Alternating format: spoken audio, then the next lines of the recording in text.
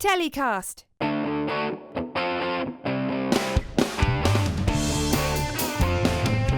Hi, I'm Justin Crosby and welcome to another Telecast. For more videos on AI and next generation technology in the TV and content production industry, with the movers and shakers, just hit subscribe in the button below. Everyone's talking about generative AI in the content industry, and we've recently dedicated a few shows to the latest tools available, and also the ethics involved in this technology that's transforming the TV industry at a lightning speed. And we've spoken to early adopter producers who are leading the way. Well, this week, I'm delighted to have a veteran of new content technology on the show to share a perspective from a different angle. Welcome to Telecast digital media and AI consultant, Dan Taylor-Watt. Hi, Dan. How are you doing? Thanks for having me. I'm not sure how I feel about being a veteran. A veteran? Well, you are. You know, I think if you've been working in anything to do with AI for longer than 3-4 years, that constitutes a veteran, doesn't it? I'll take it then. So you spent many years involved in the development and the deployment of iPlayer and BBC Sounds at the BBC. Let's start there. Give us a sense of how you've been working with the content industry and technology to create, iPlayer was really a benchmark when it rolled out a number of years ago. But so tell us about your career journey, first of all, in developing the iPlayer and BBC Sounds. Sure. So it started way back in 2001 when I joined the BBC, and my very first project was developing what was BBC Radio Player. So the first ever streaming service for the BBC, which was very sellotape and string affair. And then after a while, then I moved over onto the television side of things and picked up the reins on iPlayer. And that was I often sort of describe the history of iPlayer in 3 chapters. So there's sort of 6 years of riding broadband growth, and then 6 years of device proliferation of new tablets and connected TVs. And then when I took over, when it got really hard and Netflix arrived and and I think transforming it from that, 7-day catch-up service, which people loved, but kind of then started to pale by comparison with those really rich SVOD services. So that was the sort of challenge, was to take the product from that quite static sort of catch-up catalogue into something that felt a bit richer. Yeah. And let's think about the timeline, actually. So did iPlayer launch around the same? It must have launched before Netflix, or...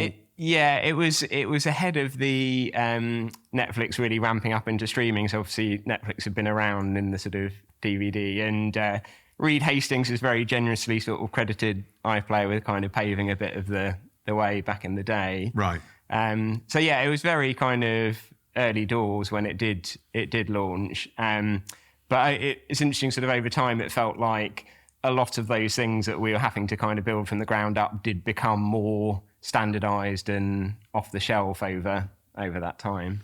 It's interesting when you talk about broadband adoption and speed, because we completely take that for granted now. But actually, you're right, everybody remembers the old that sound of your dial-up modem, and then the CD-ROMs on the front of magazines, which are tons of landfill, I'm sure, around the UK.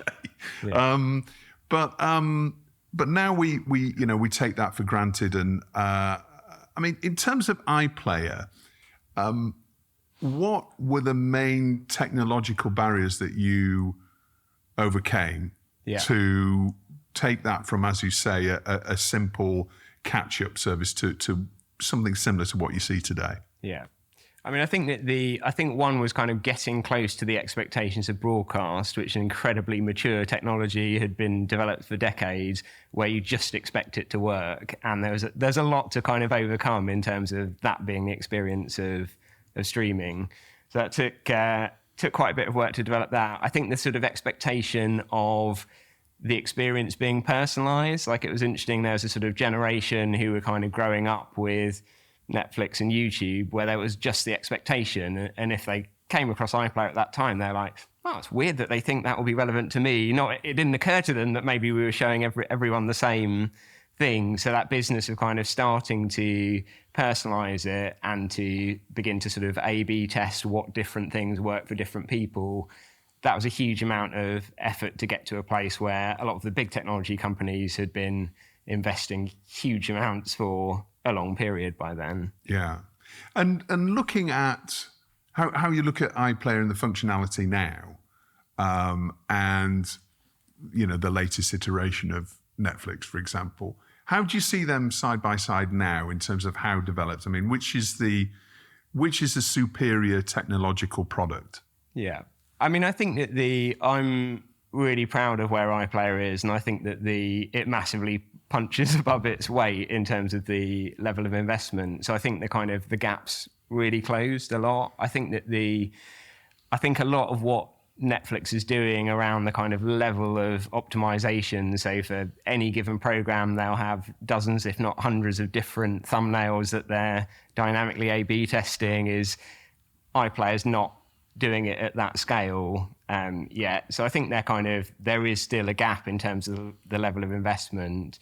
But I think that it's a much narrower gap than it was. Yeah, and actually we were talking about that just before we started recording about the personalization and how that's really, really ramping up and super important now. And the way that the various technology companies are now looking and analyzing at all the content that they've got on for emotion, action, all sorts of various different optics, and then personalizing the thumbnail to your own viewing history. So, which is incredible, really. Yeah, no, that's right. And I think that it feels like it is really at a sort of optimization stage now. So huge amounts of A/B testing to work out what if we just change it slightly in this way. I think it's interesting the way that AI is helping with the metadata problem. So for a long time, there just wasn't good enough information about programs to sort of power that discovery experience. My favorite example is when we sort of launched you watch this, you might also like this, similar to Amazon, Netflix, etc. And sort of doing it out of the box with the machine, it would say, you liked Fleabag, therefore you might like Mrs. Brown's Boys. And, they're both comedies that have been on BBC One, but they're quite different. And it was like the metadata didn't exist to kind of distinguish those two things. And so I think it's interesting that there's, AI can help with adding more metadata and actually watching the program itself and making sense of it rather than it always relying on a human being typing in tags. Yeah. Well, let's return to that veteran of AI then, terminology that I used earlier on, because you must have been working with nascent versions of AI or iterations of AI in the early iPlayer. Can you tell me about the first time that you started working with AI and how did you implement it within iPlayer? Yeah. So a couple of examples. So one was quite a prosaic example where we wanted to show an onward journey when the program finished and the credits started to roll, rather than all the way at the end of the credits, which no one ever got to. Everyone just had browsed away by that point. Could we get that bit of metadata of the time code when the credits started? No. You feel like somewhere within the BBC that must have existed, but we couldn't find it. So one of the team developed a machine learning tool to automatically detect when the credit started. So fed it hundreds of different programs with all of the different types of scrolling credit. And the machine was able to then quite reliably say, it looks like the credits start here. So now's the moment to surface that onward journey. I think I like it as an example because it's quite a boring thing, really, just coming up with a time code, but actually crucial, right? Crucial, and the sort of thing that would have taken humans just so many hours to do, it wouldn't have been worth it. And that's very kind of characteristic, I think, of the sort of things that AI will be helpful for. Also in the recommendation space, so I think when iPlayer was in its early days, we just sort of got whatever was available off the shelf.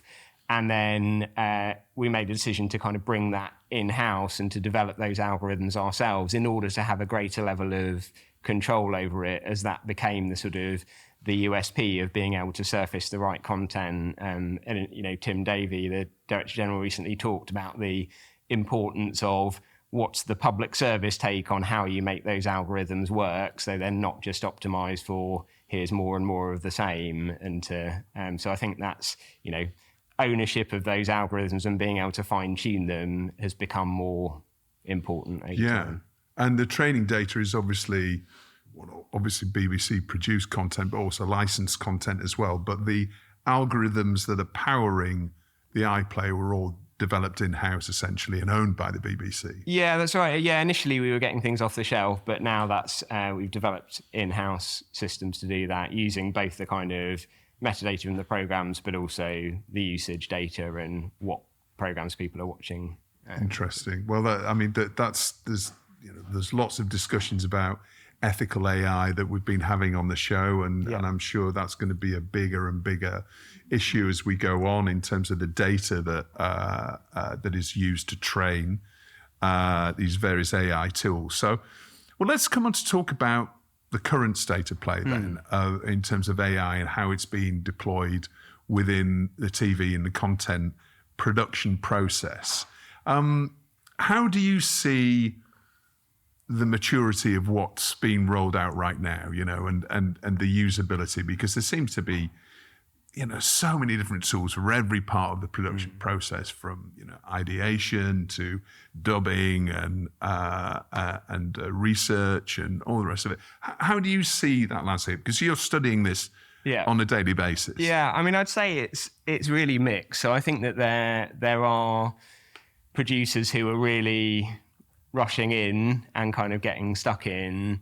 I think more common is being a bit more circumspect, and I feel quite often my opening conversation includes we think we might be a bit late to this, but hopefully you can help us catch up. And I think actually it's just really early days. I think it's sort of hard to kind of keep track of how quickly it's evolving, but actually I think we are really in the sort of foothills, and there isn't a rush, there isn't a need to sort of panic. I think practically where it's kind of proving most valuable at the moment is in development and pre-production and in post, and actually not so much in the sort of production process itself at the moment. So I think for the kind of, idea generation, pitching, kind of all of the stuff that's happening at the start of the process, it's increasingly being used, sometimes, secretly. And then I think, there's a whole bunch of automated post-production tasks where it suddenly makes it economical to be in markets that you weren't in before, in terms of, subtitling or dubbing.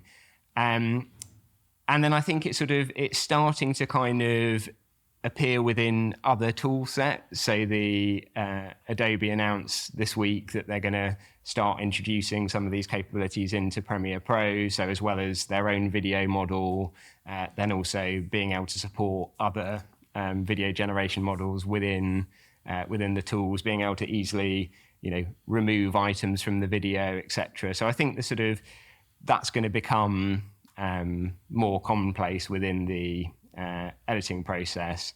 But I think the thing that I find myself saying a lot is just carve out some time to experiment. Like, I think that there's no need to pivot to kind of change what you're doing in the live production environment, but actually starting to get your head around it, creating some time and space. And that's difficult because the return's not immediate necessarily, although I do think quite often there are efficiencies around some of those really tedious tasks. Actually, you can implement them straight away, right? Exactly, yeah. There are benefits to be had now, but I think the kind of, just the discipline of creating some time to play around with it, because it's not always instantaneous, that benefit. It can take some time.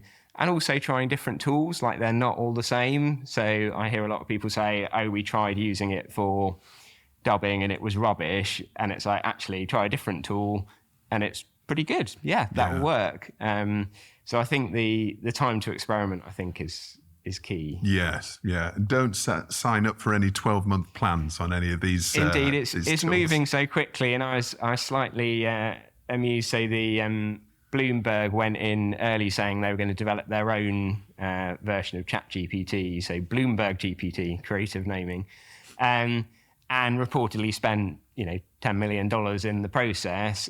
Someone recently did a comparison of the capabilities of that with the bog standard ChatGPT, the paid for version, and found that when it came to the financial tasks they were asking it to do, then ChatGPT was doing a better job. And so I think there's sort of, in terms of the reasons to kind of wait and see before making really big decisions, then actually it's moving so quickly that you can wait a bit longer, and the thing you would have spent a fortune on is being offered for free. Yeah. And what I find really interesting is the timing of all of this. And perhaps it is more related the more you think about it, but obviously we're seeing the massive downturn in commissioning. Yeah. You're seeing, which will start to affect rights and IP and how producers can create a more sustainable future for themselves. Yeah. And that's going to essentially, in many cases, be creating their own content, creating their own libraries, and actually almost creating their own mini iPlayer on YouTube, for example. And that involves a whole lot of reversioning, a whole lot of content editing, and, as you say, dubbing and all the rest of it. But so those tools are there, and you can do that now. And that I can see the adoption, being quite high when it comes to these indies that are getting more and more involved in it. One thing that was interesting, I spoke to Frank Spotnitz, who's the writer on the X-Files, when I was at MIP TV recently.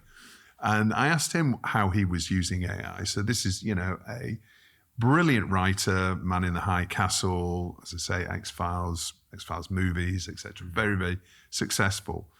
And his view on that was AI is like a hammer. AI is a tool, but we're the carpenters. And unless the carpenters upskill themselves and get to use the new hammer, then the money men, the corporations, the big content giants are going to see how they can use AI to employ less carpenters. Yeah. So I think from that perspective, I think it is really interesting and important that producers do upskill themselves and carve out that time to play with tools. Strongly agree. I think it's a really helpful way of thinking about it is approaching it as how can I get the best out of this tool? I was reading recently about the debates that raged in the 70s when calculators were first available and how they should be used in school. And clearly it's a much more powerful and versatile tool than the calculator. And yet I think that the accepting that this is going to be part of the future landscape of work and education and leaning into it and thinking, how can I make the best of it and use it responsibly, rather than sitting back a bit and worrying about it taking a job in the future. Yeah. So one of the interesting things we're going towards now, we've got in terms of the general development of generative AI, we're at ChatGPT-4, which was a massive leap from ChatGPT-3. ChatGPT-5 is in development, and we don't know when that's going to be released.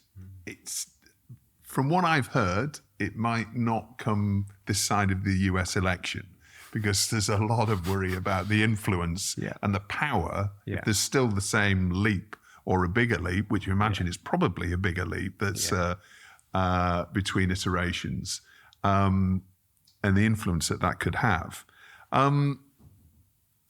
What do you think the impact of AGI, which is, why don't you explain what AGI is? Yeah, so I think that AGI, I would say, is not something to worry about just now. So essentially, this is kind of the point at which the machines are matching human intelligence, and you can kind of throw any task at them and they will perform it as well as a human could do. And there's kind of quite a lot of discussion about this. Elon Musk throwing out dates, as he likes to do, about just how close that could be achieved. no one knows, but I think it's a distraction and a bit of a red herring from some of the kind of issues that need tackling in the near term. So I think our trust in media, to me, feels like as you're saying, that's a pressing concern. How are we going to tackle that as best as we can in the next 12 months? That feels like a better use of kind of thought cycles and airtime. I think, there will be some people thinking about, when we reach that point and kind of if and when. But it feels like it's disproportionately dominating the conversation and the news cycles, and leading people, down quite a fearful path. And I think actually the scientific community is quite divided on when it will happen or if it will happen at all. I went to South by Southwest recently, and I sat in quite a few of the panels around artificial intelligence. And Amy Webb, who's a fantastic researcher, I don't know if you've seen any of her videos and any of her talks from South by Southwest, but quite incredible some of the insights that she was sharing in terms of how AI is being deployed within biotech and tissue development, and also the shortage of microprocessors and the power needed for the next level of AI, which is going to be large action models based around wearables and everything else. And I know we're getting slightly off topic from TV perspective, but it's fascinating the speed with which this is going, and the way that not only technology within the TV industry and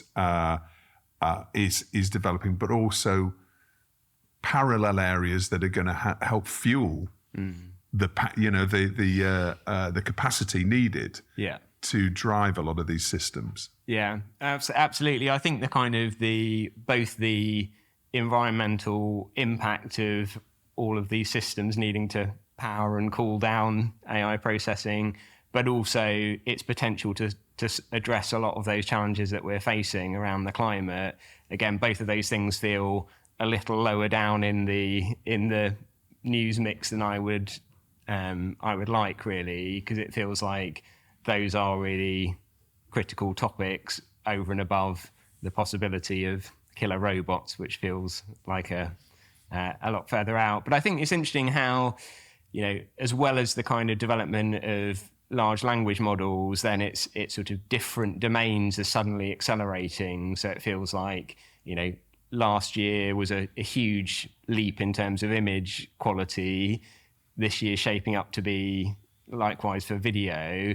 But then just in the last couple of months, then music has suddenly come to the fore. So a couple of kind of models have been released, so Suno and more recently Udio, and they just suddenly take it from this is clearly rubbish and AI generated to, it's sort of lacking a little bit, but they're kind of, you're starting to see those step changes. So I think being able to pay attention to those changes in different domains and work through what it's going to mean in those spaces is really important.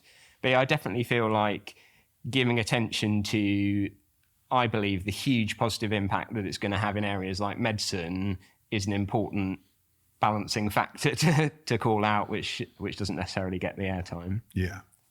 Well, I'm guilty of sort of leading us off path slightly because I'm really fascinated with what AI is doing in various different sectors. But let's get back to TV, and let's talk about text to video, because that feels like the next and most impactful area that we've started to see Sora over the last few months, and the way that that's been teased and generally rolled out. And again, that's what I'm hearing, is that Sora, its capacity for deep fake must be incredible. So it probably is a good idea to wait until next year. Once we've got a few important elections out of the way. But where do you see this going now in terms of text to video, and what are you seeing? Because it's more than Sora, isn't it? There are a number of different tools out there. Yeah, Yeah, I mean, I think that it feels pre-Sora, it feels quite rudimentary, a lot of the tools. So I think it's miraculous that it can do it, but the deficiencies are quite obvious. So in terms of sort of, I'd say the leading tool at the moment, pre-Sora, is Runway, which is very impressive. However, you can only generate sort of between kind of 3 and 15 seconds maximum, and some of the its inability to have a sort of an understanding of the physics of the world is quite evident in most instances, and that's something which it looks like Sora has made some real strides with. So I feel like we're in a little bit of a waiting pattern around video until Sora arrives and we can all get our hands on it. I mean, I still think it's worth kind of having a play around with some of those tools. So just recently, a tool called Hyper, where instead of a Y, it's an AI, of course, has been made available totally free to use, which is unusual in that space because video generation's expensive. And I think it's worth having a play around. However, it feels like it's in the kind of having a play state at the moment. However, I anticipate it won't stay in that space for long once Sora and other models arrive. So Adobe have announced they're developing Firefly Video. Google's got its own model, Lumiere, which it's developing. And there's a few sort of startups shaping up in that space. So I think it's definitely going to be. I blogged in February about my sort of 11 AI prediction for the year, of which one was we'll see a huge step change in video. And a week later, then someone from AI emailed me a link to the Sora video saying, "Is this what you had in mind?" And I was like, I wasn't expecting that much and that quick. Yeah. So it does feel like we're going to see it really accelerate. Although, as you say, I think it's interesting to what extent things may be held back in view of the elections. Yeah, and it's also it seems a bit of a free-for-all in terms of the data that's been used to train these models. Yeah. So as far as we're aware, OpenAI and Sora is being trained, and this may not be. There's only a certain amount of information that they've released so far, but it feels like the general internet is what Sora's been trained on. But whereas you have got, as you mentioned there, Adobe Firefly, they have obviously got a closed, walled garden of their own licensed stock. Yeah. Whereas, all the data that's being used to train that model is there are royalties going back to the creators of that content, whether it be photos or videos or images, which seems to me to be the ethical way forward. Yes. And you would imagine that being a sort of an industry standard that we'll start to get to once content is started to be accepted by broadcasters. It can't just be trained on anything, right? Yeah, I think that's right. And I think that another one of my 11 predictions was lots more licensing deals. So I think that the New York Times is currently suing OpenAI.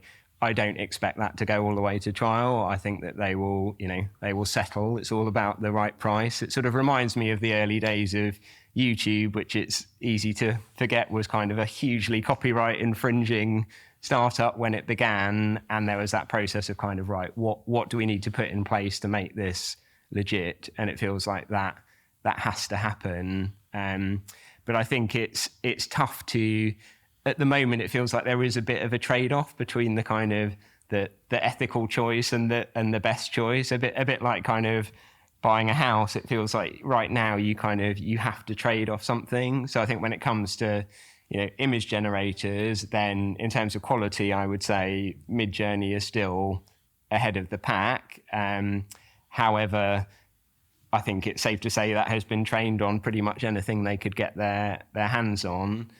By contrast, Adobe Firefly and iStock by Getty Images, you can be more confident about the training set and that the creators are being getting a very small recompense for that.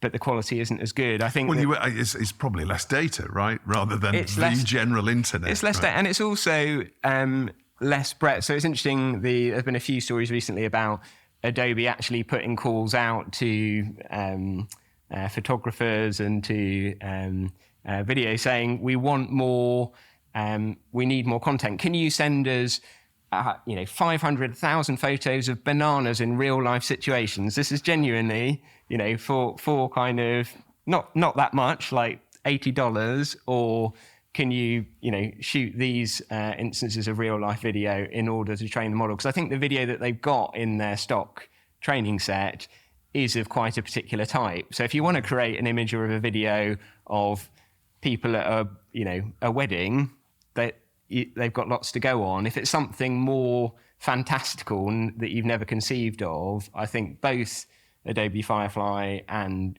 iStock, the results often look like a sort of photo montage. Someone's used stock photography to try and paste together a dog on a skateboard, rather than conceiving it in a way that those models with more liberal training policies have achieved. That's interesting. So there might be a time when freelance videographers might be required, there might be opportunities there for them to shoot content, specifically to train AI models for ethical services.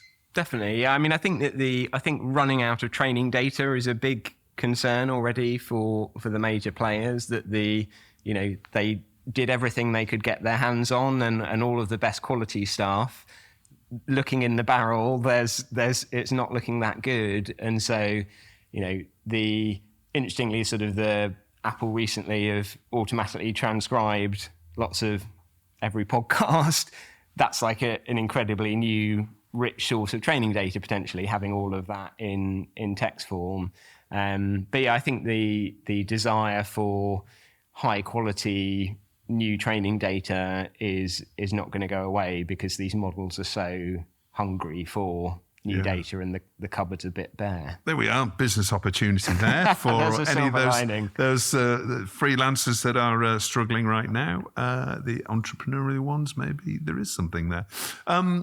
Okay, so let's do a bit of future gazing, though. So you said you had 11 predictions. And I wrote down here a question to ask you. So what is, I thought, I can't say 5 years. Where we're going to be in 5 years? So I thought, no, maybe 3 years, maybe.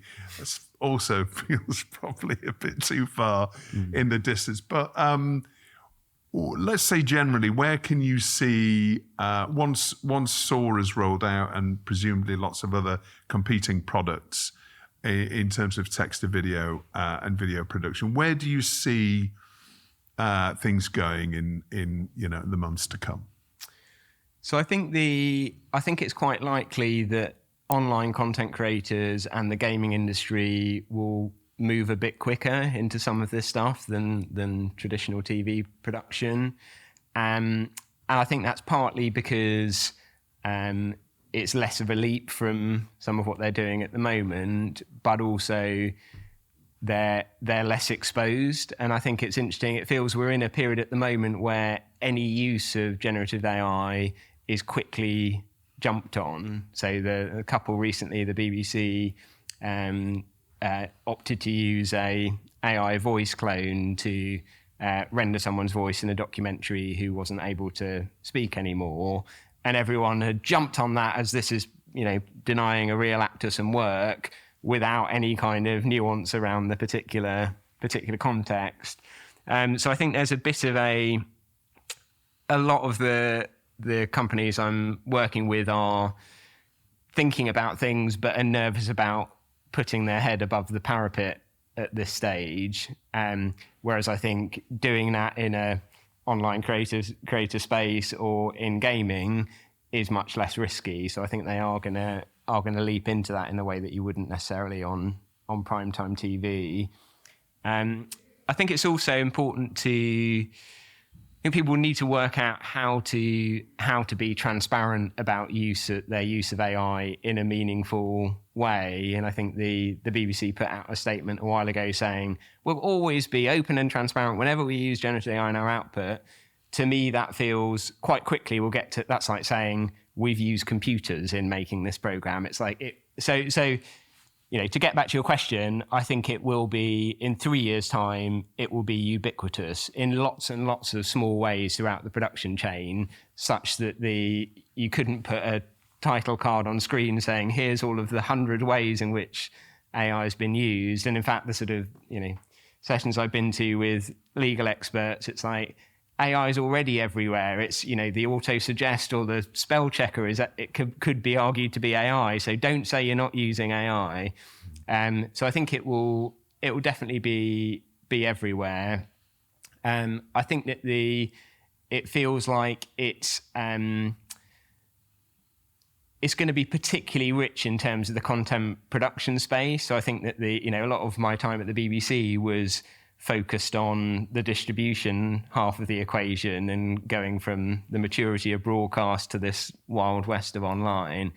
It feels like the distribution space is more mature and there's kind of slow changes between the big platforms, but actually the scope for transformation on the production side is enormous and we're only just beginning to see it. But I think it will be kind of more, we'll see more kind of integration with existing tools. So similar to the Adobe announcement this week, at the moment, it feels like you do need a huge selection of subscriptions to all of these separate standalone products in order to then try and bring it together.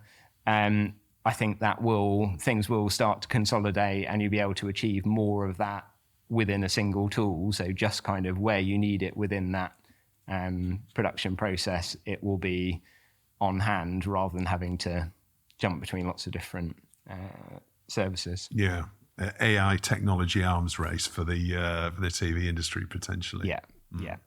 And do you think that YouTube and basically creators publishing content on other social media, but particularly YouTube because there's much more opportunity to earn? Do you think those will be kind of like the nursery slopes, because there's no Ofcom, there's no compliance really to worry about. And actually recently YouTube did insert a checkbox when you're actually publishing that, you have to self-declare that you're using AI, and it's a very specific line, but, to change the nature of what you're experiencing on screen, as opposed to editing tools or anything. You could see that that YouTube and social media is really going to be the nursery slopes for all of this technological development and testing, seeing what sort of content, generative AI developed content is going to do well.